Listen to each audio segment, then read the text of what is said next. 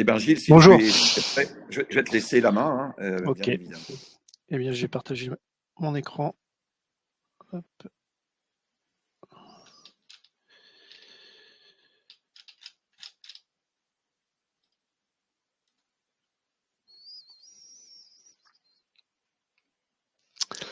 Très bien. Donc, je suis Gilles Nouet. Ça fait une quinzaine d'années que je travaille dans la qualité logicielle. Et puis, ça fait 2 ans que je suis test manager chez Niji. Et chez Niji, en plus que de test manager, je suis aussi responsable de l'innovation côté test. Et donc, je vais vous parler un peu de la génération de tests à partir des exigences liées à notre expérience qu'on a pu acquérir chez Niji depuis un peu plus d'un an sur ce sujet. Donc, je vais vous faire une petite introduction. Ensuite, je vous détaillerai un peu comment on prépare les exigences pour utiliser l'IA pour créer des cas de test. Ensuite, comment on génère ces cas de test, parler de la boucle de rétroaction, des améliorations, et puis une petite conclusion.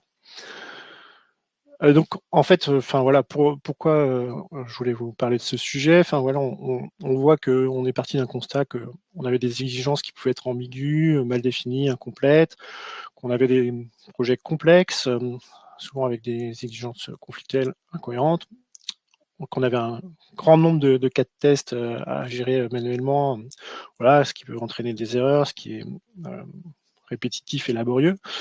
Et d'un autre côté aussi, on a voilà le boom de l'IA génératif qui, avec justement comment, beaucoup d'offres qui sont apparues, notamment ChatGPT par exemple. Et ces IA, dans leur apprentissage, en fait, bien dans leur corpus, il y a aussi tout ce qui est lié aux exigences, aux cas de test, toute la documentation CFTL a été ingérée. Voilà, donc on sent que cette nouvelle technologie, on va dire, va pouvoir nous aider. Et donc la question, c'est comment elle peut nous aider et comment voilà, justement venir résoudre nos problèmes et améliorer en fait la qualité de ce que nous on va pouvoir créer au niveau des cas de test et aussi voir est-ce que ça peut nous aider à aller plus vite. Donc voilà, donc ce que je vous expliquais, ça fait un peu plus d'un an qu'on travaille sur ce sujet et donc on a établi un process pour aller de l'exigence jusque un ensemble de cas de test. Et donc la première chose, c'est de préparer ces exigences avec la collecte, le nettoyage, le formatage. Ensuite, d'optimiser ces exigences pour permettre en fait à l'IA de pouvoir les intégrer et les utiliser correctement. Donc avec une phase on va appeler l'IA pour vérifier certains aspects du format, vérifier aussi les incohérences, de reformuler aussi ces exigences et ensuite avoir des analyses, des réponses, des corrections, et ensuite une phase plus manuelle de validation. Et quand ça, nos exigences sont prêtes, on va pouvoir en fait passer à la génération des cas de tests en tant que tel, avec l'appel de l'IA, l'auto-évaluation de l'IA, et ensuite une évaluation manuelle qui reste importante. Et enfin, ensuite, tout ça, ça reste un processus itératif, et donc on doit prendre en compte des rétroactions et apporter des améliorations à ce process.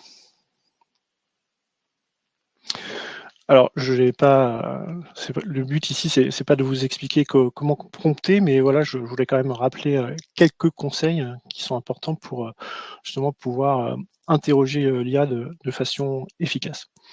Donc, le premier point, c'est d'essayer d'être clair et précis.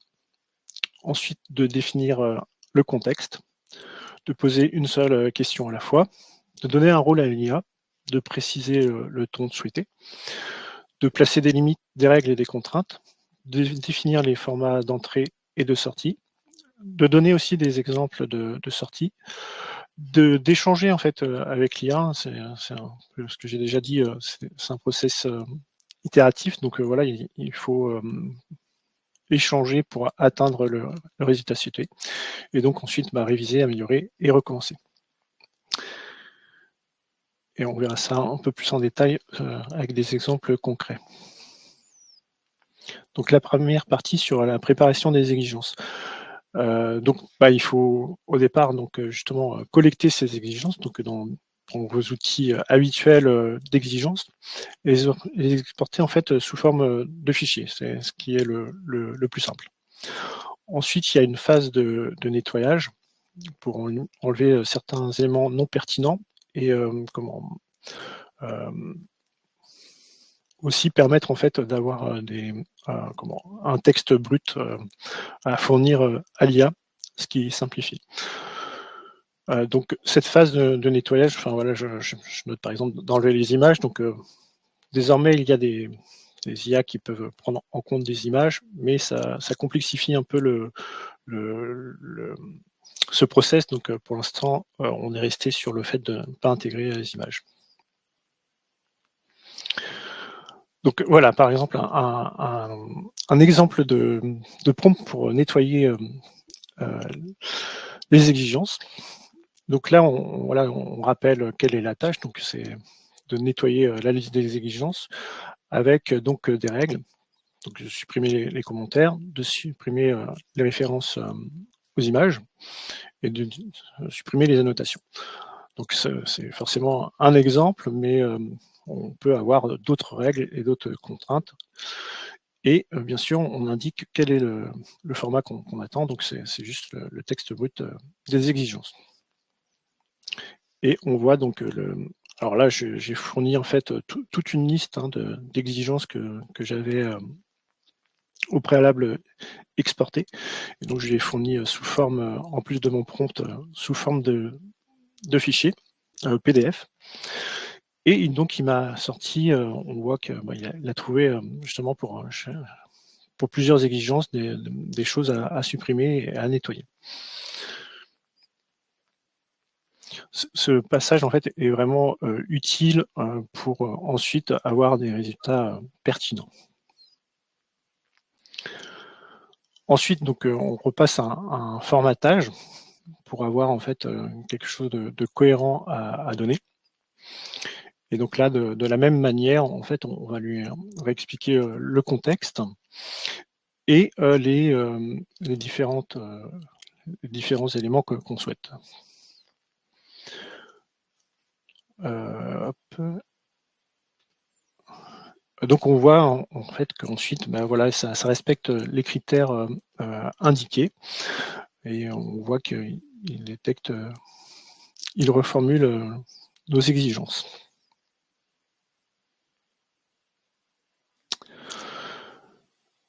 Ensuite, donc c'est le passage à l'optimisation des exigences. L'idée là, c'est justement avant de générer notre cas de test, c'est de s'assurer que notre ensemble d'exigences sont cohérentes et ne comportent pas des erreurs ou des imprécisions qui mèneraient à avoir des cas de test qui ne seraient pas pertinents. Donc on va demander en fait à l'IA de vérifier que les exigences qu'on lui a fournies respectent certains formats. Donc voilà, par exemple, utiliser des phrases complètes, d'inclure des conditions et des actions claires, d'éviter les ambiguïtés et la subjectivité, qu'il y a une seule exigence par ligne et que voilà, on utilise un format structuré en prenant les différents éléments que doit contenir notre exigence. Et enfin, donc d'identifier aussi des incohérences et des conflits, et ensuite reformuler pour avoir une meilleure clarté et précision. Donc ça, c'est la première étape. Tout ça, en fait, va nous permettre d'obtenir des informations sur notre stock d'exigences et de pouvoir retourner voir les parties prenantes s'il y a des problèmes pour réécrire en fait ces exigences. L'IA, bien sûr, peut nous aider aussi à proposer déjà des solutions de correction aux problèmes rencontrés. Ensuite, donc voilà, il y a toujours un peu une phase manuelle où on vient valider ce que l'IA répond. Donc on doit évaluer les suggestions, donc leur pertinence, la faisabilité. Et ensuite, on prend en compte ces modifications et on les intègre dans notre fichier. Donc là, ça peut passer par une phase avec le besoin d'aller voir les parties prenantes du projet. Ensuite, on refait en fait l'analyse après modification pour voir que ce qu'on a corrigé, ça reste justement cohérent avec les contraintes qu'on avait données au départ. Et voilà, donc je vous ai déjà parlé de la validation des parties prenantes. Donc là, je vous ai remis aussi donc des exemples de prompts qui permettent d'optimiser ces exigences. Donc, avec l'ensemble des règles et des contraintes que l'on donne. Et ensuite, donc, le format aussi d'entrée de ce qu'on va fournir à l'IA et le format de sortie que l'on souhaite. Et donc là, il nous redonne une liste des exigences qui sont pour lesquelles il détecte une problématique. Donc, dans l'exemple que je lui avais fourni de liste d'exigences, voilà, sur la première, enfin sur la deuxième, il manquait des critères d'acceptation. Sur la troisième, une description incomplète, et voilà, il propose en fait des solutions. Donc ensuite, voilà, on reprend ces exigences, on les reformule et on peut les réinjecter dans le process. Donc voilà, on voit aussi le résultat avec l'ensemble des solutions. Donc on voit que pour une partie des exigences, il n'y avait pas de souci, donc c'était OK. Et pour d'autres, il y avait des problèmes, et donc il nous donnait des indications. Et donc, les problèmes qu'il remonte, hein, c'est réellement des problèmes qui étaient présents dans cette liste d'exigences que j'avais fournie. En fait, les remontées sont clairement pertinentes et correspondent à la réalité. Donc voilà. Et aussi, ce qu'il faut voir, c'est que donc j'avais fourni une vingtaine d'exigences et en fait, en quelques secondes, ces exigences sont analysées. Donc c'est un vrai grain de temps, et voilà, on peut se concentrer sur les problèmes et résoudre ces problèmes. Et voilà, on gagne du temps sur l'analyse de l'ensemble de ces exigences. Alors,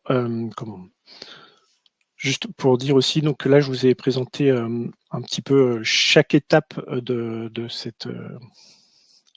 ce process avec des prompts pour chaque étape, sachant qu'en fait, on peut aussi formuler un prompt qui va permettre pour chaque étape de faire l'ensemble. Donc, on peut lui demander en fait de vérifier le format, identifier les incohérences et de reformuler dans le même prompt. Mais là, pour un petit peu vous présenter le process et comment faire, ça a été découpé, mais c'est des choses qu'on peut faire et le faire en une seule passe.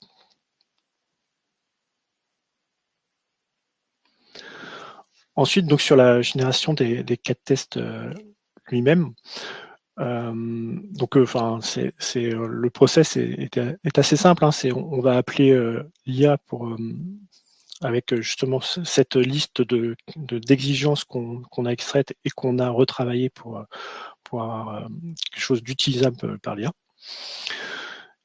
Donc ensuite, l'IA va analyser chaque exigence et en déduire des scénarios de test spécifiques. Donc nous, en entrée, on lui fournit cette liste d'exigences optimisée. Et en sortie, on va obtenir une liste de cas de tests détaillés, couvrant chaque exigence. Ensuite, il y aura ce qui est un process qui est très intéressant, c'est de demander à l'IA d'analyser elle-même le résultat qu'elle nous fournit. Et ça n'empêche pas qu'il y a une évaluation manuelle de ces cas de test, parce que bien sûr, l'IA n'est pas exempte d'hallucinations et donc de nous fournir des cas de test qui ne seraient pas complètement pertinents.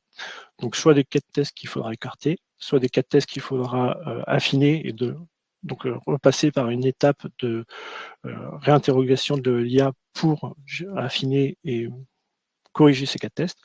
Et ça peut être aussi voilà, des cas de test manquants. Vous demandez à l'IA de nous fournir les cas de tests qui n'auraient été pas présents dès le départ.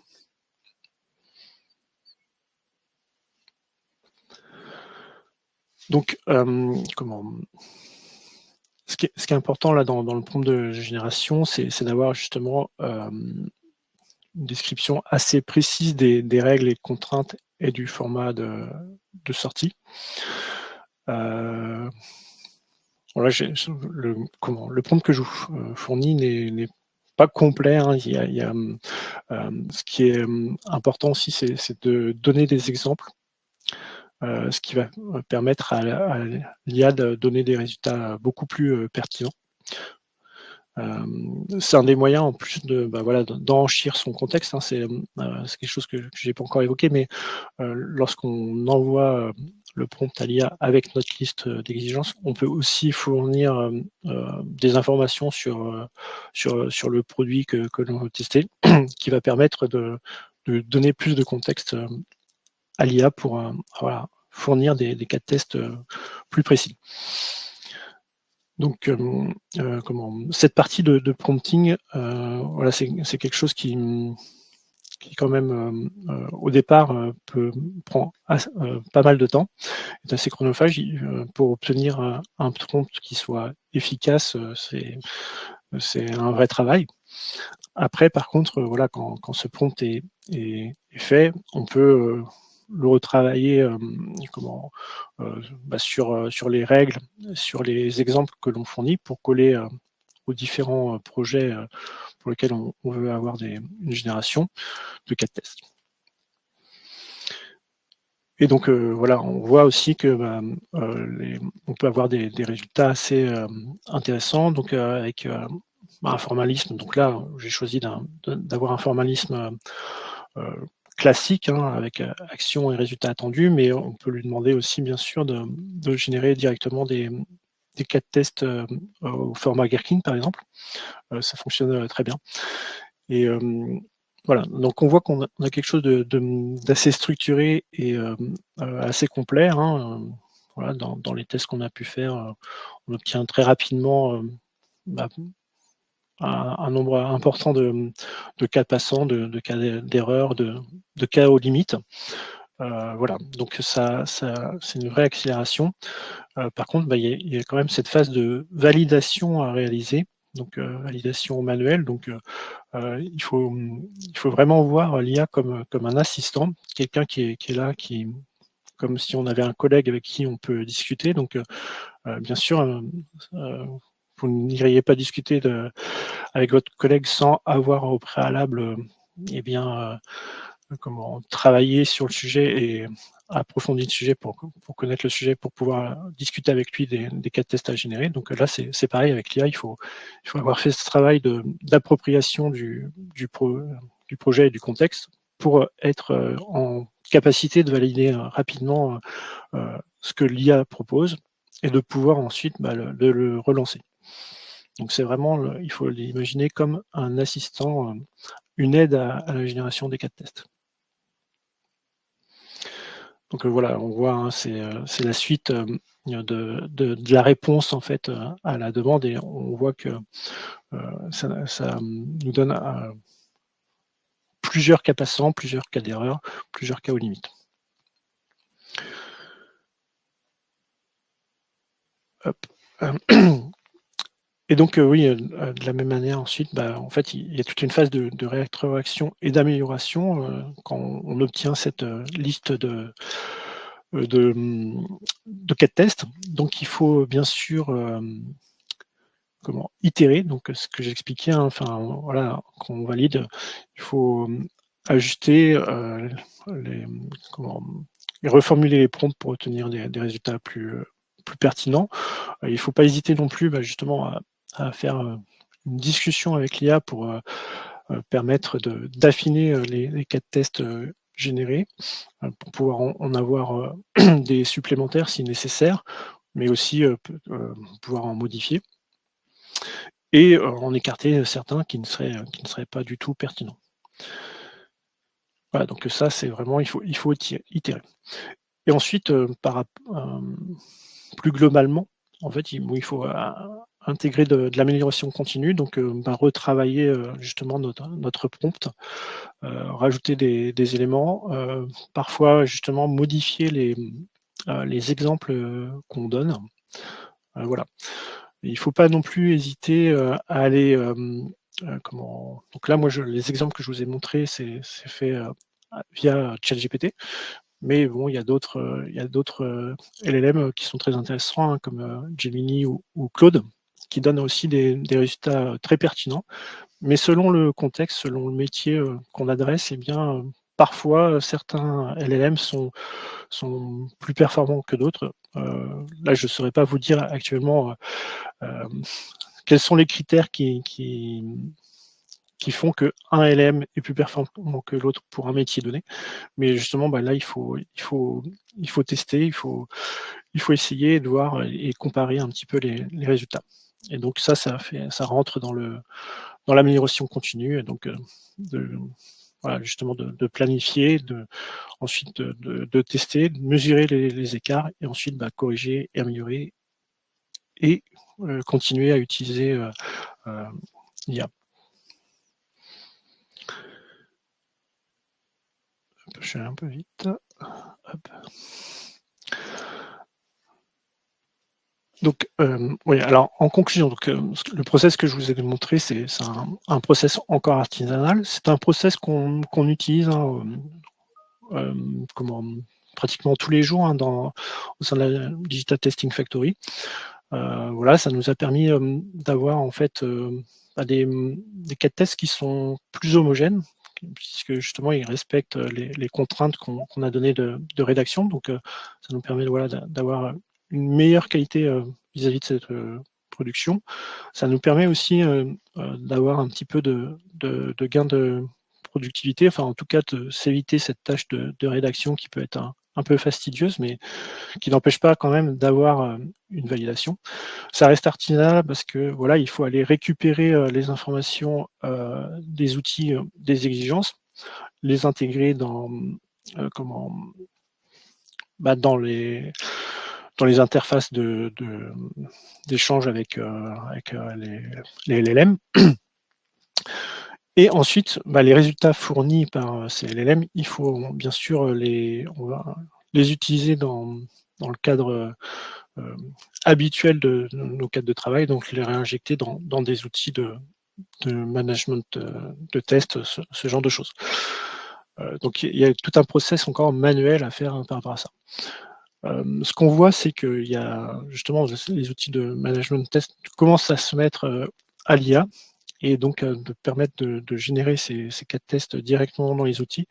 Mais ça reste un petit peu balbutiant, et on arrive vite à des problèmes de contexte. Souvent, on peut générer des cas de tests pour une exigence, donc déjà on ne fait pas pour l'ensemble des exigences, et on ne fournit pas tout le contexte nécessaire. Et donc ça, c'est un vrai frein pour l'instant, car bien sûr, plus on fournit de contexte en entrée à l'IA, plus le résultat qu'elle nous sort est de bonne qualité. Donc ça, c'est une difficulté pour l'instant. Donc je vous les ai énoncés rapidement, mais enfin voilà, nous, on a noté quand même des gains de temps et d'efficacité. Une amélioration aussi de la qualité et de la précision, parce que voilà, l'IA va nous fournir des cas de tests pour lesquels on n'aurait pas forcément eu l'idée. Donc ça nous permet aussi d'améliorer notre réflexion en fait sur la conception des cas de test, et de se poser des questions différentes, et de pouvoir nous donner des nouvelles idées, donc d'aller plus loin sur la couverture des tests. Ça permet aussi un autre avantage un peu inattendu qu'on a vu, c'est que ça nous génère aussi les cas de tests vraiment basiques, des cas de tests que parfois, par manque de temps, on ne saisissait même plus dans nos outils. Donc voilà, ça nous permet d'avoir un référentiel plus complet, voilà, et donc de mieux couvrir les exigences, et de mettre en place aussi cette amélioration continue, et d'avoir du feedback plus rapidement en fait. Donc voilà ce que je peux vous conseiller comme prochaines étapes dans votre cas personnel. Bah, voilà, c'est d'essayer d'adopter l'IA dans vos processus. Vraiment, ce qui est important aussi, c'est que bon, voilà, nous, ça fait plus d'1 an qu'on a commencé ce chemin et il faut vraiment former et sensibiliser vos équipes. C'est vrai que, bah, c'est un peu un changement de façon de travailler pour les testeurs. Donc voilà, il faut les accompagner. On voit que, pour, prompter, c'est pas quelque chose qui est forcément naturel, voilà. Il faut le travailler, il faut, le oui, il faut l'expérimenter et donc ça, c'est des choses qui prennent du temps. Donc si, voilà, si, il faut aussi vraiment sensibiliser les gens à ça, leur apprendre comment prompter, leur permettre aussi d'avoir en fait des prompts standards qu'ils auront juste à ajuster sur ce que je vous ai parlé juste avant sur la partie, comment exemple à fournir et aussi donc sur la partie, règles et contraintes. Mais si déjà il y a un cadre, c'est beaucoup plus simple pour, rentrer dedans et puis ensuite, bah, voilà, expérimenter, puis ensuite évaluer et ajuster. Et voilà, j'ai fini, je vous remercie. Merci Gilles pour cette présentation tout à fait d'actualité qui a suscité un nombre de questions très importantes. Donc je vais demander aux personnes qui ont suivi cette présentation de bien plébisciter un certain nombre de questions parce qu'on ne pourra pas répondre à tout, je suis désolé. On va essayer de répondre à un maximum en tout cas. Donc n'hésitez pas à venir coter ces questions. Et puis on va commencer la première tout de suite, parce que là en plus on a fini vraiment un peu plus tôt que prévu, donc c'est parfait. Oui. Première question, d'un point de vue de sécurité, d'un point de vue sécurité, Oui. quelle infrastructure IA générative utilisez-vous? Comment le client utilise-t-il le partage d'exigences avec cette IA? Oui, donc alors, pour l'instant, enfin, on a isolé un LLM. Donc voilà, donc ça les comment, enfin, en tout cas, toutes les données qu'on envoie ne sont pas utilisées pour, l'apprentissage de ce LLM. Donc ça, c'est une première chose. Au début, dans nos expérimentations aussi, en fait, on prenait soin d'anonymiser un peu, l'ensemble des données qu'on envoyait. Donc ça, c'est une première étape. Et voilà, si on a besoin vraiment d'avoir quelque chose de sécurisé, eh bien, on peut aussi bah, mettre dans notre infrastructure, voilà, déployer un LLM voilà, open source et de l'intégrer voilà, sur sa propre infra. Donc ça, c'est une des solutions. Merci. Deuxième question. Donc, avez-vous un exemple d'un cas de test que l'IA aurait généré et auquel vous n'aviez pas pensé? Alors comme ça là, je sais que c'est des choses qui sont arrivées, plutôt enfin, les testeurs de mon équipe, mais comme ça là, je pourrais pas vous donner un exemple précis. C'est vrai qu'après aussi, souvent ce qui est intéressant, c'est que, l'IA va penser très rapidement à tout ce qui est, test non fonctionnel, qui est pas forcément, la chose qu'on pense, au départ. Donc, voilà, ça va tout de suite nous parler de sécurité, d'accessibilité, de performance. Voilà, donc des choses, assez intéressantes. Voilà, qui est souvent des choses qu'on réfléchit dans un deuxième temps. Donc là, ça nous permet déjà d'avoir, ces infos. Question suivante, pas simple. Quel est votre ROI? Comment vous le mesurez, la perception des testeurs et des autres équipes au milieu du testeur avec cette intégration de l'IA? Oui, alors ce que je disais, hein, c'est pour l'instant, on est quand même, encore en phase, un peu exploratoire et d'expérimentation. Ce qu'on voit, c'est que, en gros, enfin, en tout cas sur la partie, voilà, conception des cas de test, parce qu'on étudie aussi, l'usage de l'IA, pas forcément que sur la conception des cas de test. Mais sur la conception des cas de test, on est autour de 20 de gains de productivité. Donc, bon, sur des, comment comment dire? Sur un projet un peu restreint, en fait, on a fait l'expérience de mettre une personne qui travaillait dans des conditions habituelles et une personne qui utilisait l'IA et c'est ce qu'on a pu constater, le gain de temps, quoi. Et le coût, alors, parce que là, les coûts sont pas les mêmes, hein. Il y a quand Ouais, même le alors les coût coûts, c'est de l'IA. alors ouais, le coût de l'IA, pour l'instant justement, c'est aussi des choses qu'on est en train de calculer. Alors quand on avait commencé, c'était le coût d'une licence, donc ça restait assez, enfin une licence Faible. ChatGPT, donc ça restait assez faible. Mais ça restait aussi, enfin, justement, sur le POC qu'on a fait, c'était sur une courte durée, sur un ensemble assez réduit d'exigences et donc de cas de test. Donc, voilà, on n'a pas encore ce passage à l'échelle de voir est-ce que justement aussi avec la généralisation, on va peut-être poser de plus en plus de questions à l'IA et donc ce coût pourrait augmenter. Et ça c'est justement un des points vraiment à vérifier, c'est le coût d'usage, en fait. Question suivante. Est-il efficient de passer par l'IA pour aider à l'écriture des exigences ou n'est-il pas plus rapide et maîtrisé des écrire par des spécialistes métiers? Alors, pour moi, justement, c'est ce que je disais, hein, c'est vraiment, il faut le voir comme une aide. Il faut que ces exigences soient écrites par comment par des spécialistes. Par contre, ces spécialistes peuvent être aidés par l'IA. Ils peuvent aussi, eux, justement, utiliser l'IA pour que ce qui est produit est plus ou moins validé par l'IA, donc justement par rapport à des notions de format respecté, de contraintes, etc.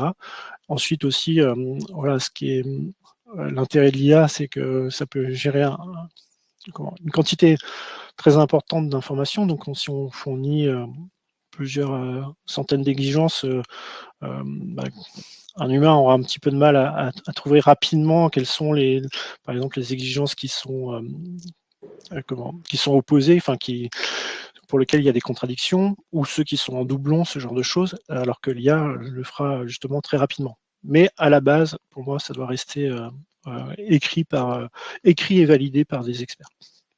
Et l'IA est une assistance. Quel taux d'erreur mesurez-vous sur chaque étape? Comment la fiabilité de l'IA générative évolue-t-elle dans le temps? Oui, alors, clairement, on voit que, alors j'ai pas de taux Le taux? d'erreur comme ça. Par contre, ce qui est clair, c'est que entre le début de nos expérimentations et maintenant, enfin le nombre de cas qui seraient complètement aberrants, il est très proche de zéro maintenant, ce qui n'était pas le cas forcément au départ, quoi. Donc voilà, il y a une amélioration, c'est sûr. Et si on en reparle dans 2 ou 3 mois, sûrement que je vous dirai encore que ça s'est amélioré. Mais par contre, j'ai pas un taux exact. Voilà, c'est pas quelque chose qu'on a suivi. Question suivante. Avez-vous essayé de générer des scripts exécutables, par exemple en Python? Alors oui, ça c'est des choses aussi pour lesquelles on travaille, sur lesquelles on travaille. Ça marche très bien pour des petits scripts, ce genre de choses. C'est des choses qui fonctionnent assez bien. Ok. Question suivante, qui est un peu plus longue. Cela rejoint plusieurs questions. Quel est le processus ETL, extraction, transformation et chargement des données entre les différentes étapes de votre processus? Nettoyage, apprentissage, optimisation, génération des cas tests. Est-ce un simple usage itératif du prompt ChatGPT? Oui, pour l'instant, c'est ce que je disais, hein, c'est très manuel, donc c'est une extraction manuelle. On fait ensuite on vient appeler ChatGPT et on réitère. Et ensuite, voilà, de la même manière, on vient de façon manuelle insérer nos données dans nos outils. Donc ça, c'est quelque chose que, pour le coup, chez Niji, on a vu comme un réel problème. Donc on est en train de créer un outil en interne pour industrialiser cela et avoir un outil qui nous permette de s'affranchir de ces étapes manuelles. Mais pour le coup, c'est un comment dire, c'est des vrais développements, c'est quelque chose qui a un vrai coût et qui est pas simple. Question suivante. Y a-t-il des IA spécifiques pour optimiser les exigences? Vous en avez un petit peu parlé tout à l'heure, hein. Ouais, alors, enfin, comment les IA un peu générales fonctionnent assez bien si on est justement sur des métiers un peu classiques. Voilà. Après, pour des métiers qui seraient où il y aura un petit peu moins de contenu disponible publiquement, je sais pas. Après, moi, j'ai pas de nom d'IA spécifique qui serait lié à la gestion, enfin, pour la gestion des exigences. Ok, la question suivante, on a déjà répondu un petit peu, c'était par rapport au gain de productivité ROI. Je passe donc à la suivante. Quid des systèmes experts? L'IA doit avoir un certain niveau de connaissance, oups, ça a bougé, évidemment, de ce système afin de pouvoir générer des tests adéquats. Est-ce prévu? Oui, alors c'est un peu, ça revient justement au fait que voilà, l'IA, enfin les IA générales telles que ChatGPT, Claude, etc., fonctionnent très bien sur des choses pour lesquelles ils ont beaucoup d'informations. Voilà, si on rentre sur des métiers qui sont un peu plus confidentiels et avec des choses très précises et puis qui sont pas dans le domaine public, eh bien c'est pour le coup la pertinence descend. Et par contre là, ce qu'on peut faire, c'est justement de fournir des informations supplémentaires. Donc soit donc en mettant en place un RAG pour avoir une base où on vient en fait enrichir les connaissances de l'IA pour qu'elle puisse se baser dessus, soit directement, enfin voilà, fournir les informations. Donc il faut déjà aussi avoir ces informations disponibles et intégrables dans l'IA. Parfait. Quels sont les formats d'entrée et de sortie tolérés par l'IA pour paramétrer les exigences? Alors, enfin, nous, dans nos essais, on est surtout travaillé avec du texte brut, ce qui était le format un petit peu le plus simple et puis le mieux reconnu au départ quand on a commencé nos expériences. Après, actuellement, enfin, on peut fournir enfin, justement, ce que je disais, hein, enfin, des PDF, des fichiers Word ou des Excel, enfin, c'est assez large. Après, si d'autres formats, je suis pas sûr que ça fonctionne correctement.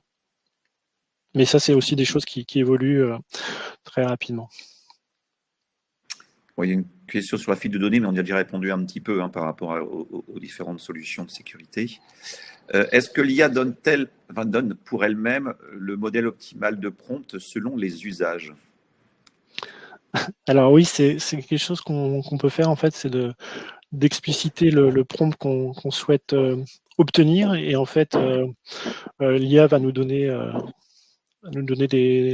des exemples, et ensuite voilà, c'est pareil, c'est une boucle d'itération, donc il faut essayer, et on peut comparer et retenir le meilleur prompt et recommencer quoi en fait.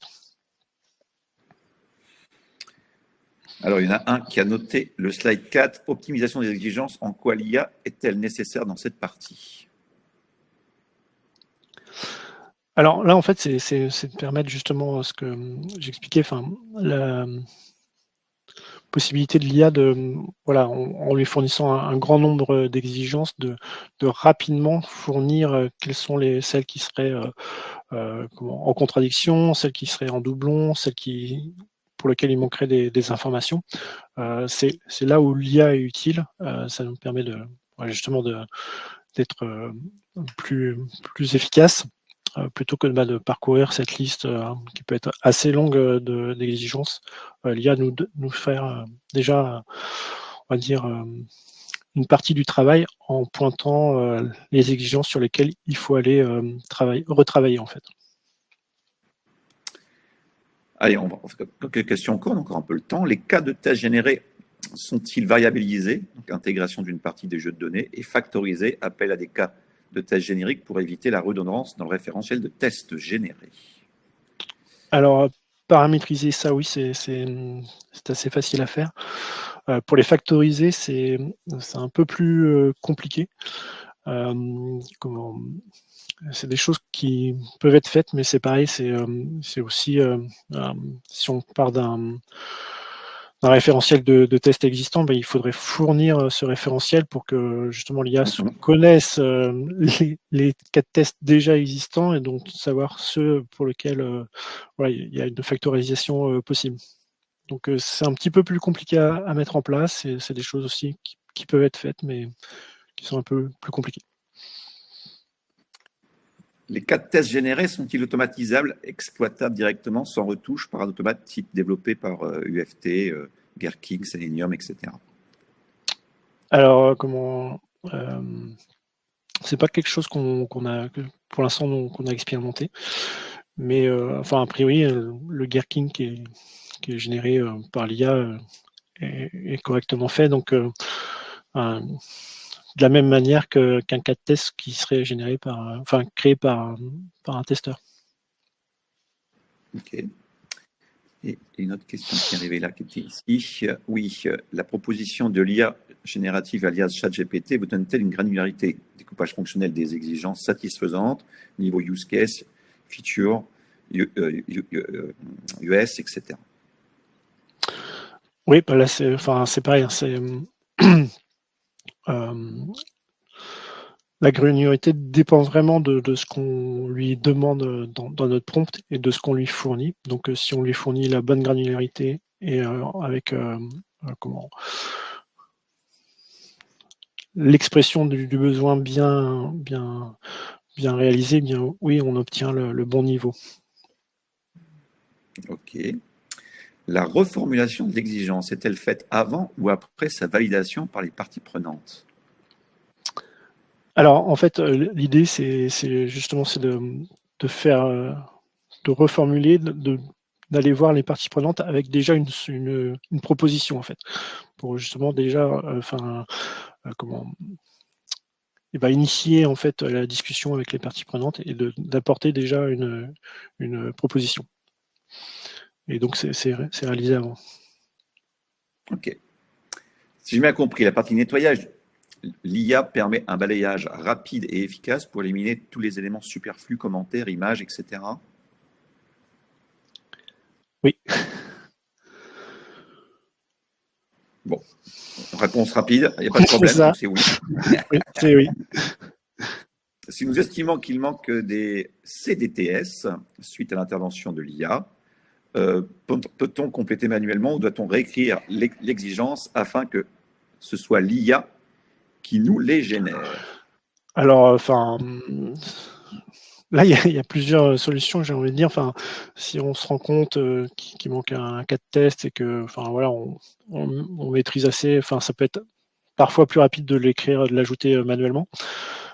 S'il en manque plusieurs, enfin voilà, qu'on veut aussi garder justement cette cohérence avec ce qui a été fait, on peut demander à l'IA de le régénérer. Mais là, il faut aussi se poser la question est-ce que c'est pertinent d'utiliser l'IA voilà. Mais dans le cycle, voilà, si on est rentré justement dans cette phase d'échange avec l'IA, ça peut être aussi quelque chose d'assez rapide de voilà, juste redemander, voilà, de formuler juste un prompt très simple en disant donne-moi tel cas de test. Enfin voilà, ça c'est quelque chose aussi qui peut être rapide. Ai-je bien compris que l'exigence est fournie en PDF pour être ensuite formatée par l'IA? Alors c'est de cette manière que j'ai fonctionné, mais après ce que je disais, hein, ça on peut fournir, alors soit directement copier-coller dans la fenêtre dans le prompt de l'IA, soit donné sous un autre format. Et, là, ça dépend en fait de l'IA qu'on va utiliser. Et dernière question, donc on aura traité toutes les questions, hein. En fonction de l'exigence remontée, ah, ça vient de changer, excusez-moi, donc il y a d'autres questions qui viennent d'arriver, plein d'autres questions qui viennent d'arriver, j'aurais mieux fait de me taire. Donc, en fonction des exigences remontées, l'IA peut-elle nous donner un aperçu du nombre de CDTS potentiellement qui en ressortiraient? Vous pouvez répéter la question? Oui, en fonction des exigences remontées, l'IA peut-il nous donner un aperçu du nombre de CDTS potentiels qui en ressortiraient? Oui, c'est quelque chose qu'on peut demander plutôt que de demander de générer les cas de test. On peut demander quelle serait la liste, voilà, et avec leur nombre. Ça, c'est des choses qu'on peut avoir. C'est quelque chose que je fais assez régulièrement. Justement, je rajoute à ma demande de génération de cas de test de me redonner en fait la liste, juste des titres, des cas de test pour avoir une vision un peu plus macro sans avoir le détail. Donc ça, c'est des choses tout à fait possibles. Bon, il y a d'autres questions qui arrivent et qui sont très intéressantes. Les cas de test vont dépendre de la maturité des exigences et donc des projets. Oui. Avez-vous fait un travail sur la maturité des exigences en amont du POC d'utilisation de l'IA? Alors, non, mais justement, c'est un des points. C'est pour ça qu'il y a toute cette phase un peu au départ de se dire, on travaille d'abord sur l'exigence, essayer d'avoir des exigences justement qui sont correctement rédigées, qui respectent certains critères, avant de travailler sur la génération. Parce que si on part d'exigences qui sont mal décrites, et bien forcément les tests seront aussi de la même qualité que les exigences. Donc oui, il faut d'abord travailler sur la maturité des exigences avant de passer à la génération des cas de tests. Très bien. Question suivante. Lors de la vérification... Ah, évidemment, je viens de faire une bêtise, mais c'est pas grave, ne faites pas. C'est moi qui... voilà. Lors de la vérification sémantique de l'exigence, est-ce que l'IA met en exergue des éléments manquants, type cas d'erreur, conditions non remplies? Oui, c'est vraiment des choses qui sont remontées, c'est vraiment quelque chose d'assez efficace. Voilà tout le potentiel des systèmes de l'IA sur le traitement du langage naturel. Ça repère assez facilement les incohérences, les manques. Donc ça, c'est quelque chose qui fonctionne très bien. Ouais.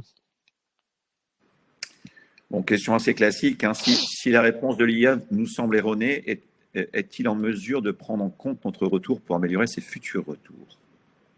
Va-t-il apprendre? Alors, si on reste dans le même contexte, oui. Par contre, voilà, c'est quelque chose. Ce contexte, il est limité sur les IA. Donc, si on fait un usage assez intensif, on arrivera assez rapidement à la limite de ce contexte. Donc, cet apprentissage est limité au contexte. Donc, si on refait une discussion, par exemple, eh bien, tout ce qu'on avait pu voir avant sera perdu. Très bien. Comment formez-vous vos futurs experts qui revoient les cas de tests générés par l'IA si les testeurs actuels sont remplacés par l'IA? Alors, c'est ce que je disais. Pour l'instant, l'IA, c'est vraiment un assistant. C'est assez difficilement. On peut difficilement remplacer le testeur pour l'instant. Parce que, justement, il y a cette phase de validation un peu à chaque étape qui est nécessaire, et pour le coup, pour l'instant, pas automatisable, et pas. L'IA elle-même elle n'est pas douée de volonté, et donc il faut initialiser le système. Et pour moi, le testeur, voilà, son métier sûrement changera. Il aura utilisé l'IA, mais il restera indispensable. Ok. Et j'allais dire, il reste une question. Bah non, il y en a d'autres qui arrivent. C'est super. On est toujours dans les temps, donc tout va bien. Bon. Avez-vous déjà essayé de demander à l'IA 2 comptes identiques, mais dans 2 sessions différentes? Si oui, quels ont été les résultats? On peut le faire même en même temps. Hein. Bon. Oui. Alors globalement, le résultat sera assez similaire. Par contre, la forme, la présentation pourra différer légèrement. Et si on reproduit l'expérience un certain nombre de fois, on peut aussi obtenir des choses complètement différentes. Donc ça, c'est lié à la manière dont sont construits les LLM. Hein. Donc on n'aura jamais réellement 2 fois la même réponse, même si globalement le contenu est quand même, le fond est identique. Et c'est assez intéressant aussi de voir si on pose la même question à 2 LLM différents. Par exemple Claude et Gemini. Parfois on a vraiment, notamment quand on posait des questions sur je sais pas, sur les techniques de test ou ce genre de choses, on obtiendra vraiment le même enchaînement. Les données à l'intérieur sont différentes, mais l'enchaînement sera vraiment identique, et on voit qu'en fait, leurs sources sont communes. D'accord. Dernière question, a priori. Si nous estimons qu'il manque des CDTS, des CDTS, suite à l'intervention de l'IA, peut-on compléter manuellement ou doit-on réécrire l'exigence afin que ça soit l'IA qui nous les génère? C'est pas une question qu'on a déjà vue. C'est possible. Oui, Je sais parce que plus. donc oui, enfin en gros l'idée c'est donc soit comment ce que je disais, hein, soit c'est assez rapide et bon parfois manuellement c'est plus simple de le faire nous-mêmes, soit bah voilà on repose une question à l'IA et pour que justement elle prenne en compte ce, D'accord. ce point qu'elle n'aurait pas traité elle-même. Ok. Et puis, oh, bah, ça n'arrête pas de tomber. Allez, j'en en fais encore une parce que sinon on s'en sortira plus.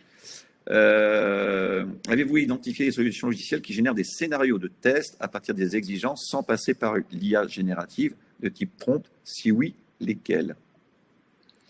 Alors en fait oui, bah, enfin bon, il y a comment il y a plusieurs outils hein, qui commencent à mettre ça en place. Alors, derrière, ça appelle quand même des IA génératives, hein, mais ça, le prompt est caché. En fait, il y a un prompt, on va dire, standard qui est là et qui est utilisé par l'outil. Bah, je pense, enfin, la dernière version de Squash fait ça, justement, sur une exigence, on peut créer. Ça nous crée un scénario de test. Il y a un outil qui s'appelle Aqua aussi qui fait ça depuis quelques temps. Voilà, qui peut aussi générer les exigences. Voilà, on peut pas que générer des cas de test, on peut aussi générer des exigences à partir grâce à l'IA. Voilà. Donc il y a sûrement d'autres outils que je connais pas qui font ce genre de choses, mais ce que je disais, enfin voilà, ça reste assez basique parce que c'est exigence par exigence et voilà, il y a peut-être un peu moins de flexibilité sur le Le rappel à paramétrage. l'IA, etc. Et, oui, exactement. Ouais. Ok. C'est-à-dire que par rapport aux résultats que vous avez fait avec vos propres prompts, vous arrivez à des choses similaires, voire plus paramétrables, quoi. Oui, ouais, ouais, bah, en fait, oui, avec nos prompts, on arrive à avoir des résultats un peu meilleurs. Et en tout cas, D'accord. plus facilement modifiables pour comment, correspondre aux différents contextes et aux différents projets qu'on rencontre. Mais bon, c'est des choses aussi qui seront amenées à évoluer et si on en reparle dans un an, les choses vont sûrement bouger. Absolument. Bon, je vais poser une dernière question, parce que peut-être que si ça existe, ça va intéresser tout le monde. Existe-t-il une base de données reconnue regroupant des exigences pour entraîner un modèle d'IA? Ça, c'est le rêve de tout le monde. Oui, et ben si ça existe, moi je veux bien que vous me donniez aussi le lien C'est vers bien. cette base. On est bien d'accord. Bah, écoutez, moi, je vais vous remercier fortement pour cette présentation hein, qui a été particulièrement suivie. Je vais juste remettre le programme de demain. Hop, c'est ici. Ouf. Pour rappeler qu'on va retoucher également demain, voilà, si vous le voyez, un certain nombre de choses touchant à l'IA. Donc, il y aura deux présentations autour de l'IA. Une, c'est un retour d'expérience de notre partenaire privilégié pour cette GFIE, TELIS, Harder, Better, Faster, Stronger. L'IA peut-elle réellement générer de bonnes exigences? Trois cas d'usage. On verra par rapport à ce que vous avez présenté aujourd'hui s'il y a des différences, des choses similaires. Et puis, juste après, IA, nouvelle assistante d'ingénieur des exigences, retour d'expérience à travers des cas d'usage également. Donc, je pense que voilà, on termine très très fortement sur l'IA, un outil d'amélioration sans doute du processus de définition des exigences, voire de génération des cas tests. Il est 13h28, on a encore quelques temps, mais on va sans doute s'arrêter là. On va remercier encore nos présentateurs pour les belles présentations d'aujourd'hui. On va vous souhaiter un bon appétit parce que ouais, on vous a empêché de déjeuner, à tous quasiment, pour suivre cette présentation. Et on vous attend nombreux demain pour cette dernière journée de la GFIE, Journée française de l'ingénierie des exigences. Je vous souhaite une très bonne journée et puis à demain. Au revoir. Merci. Au revoir.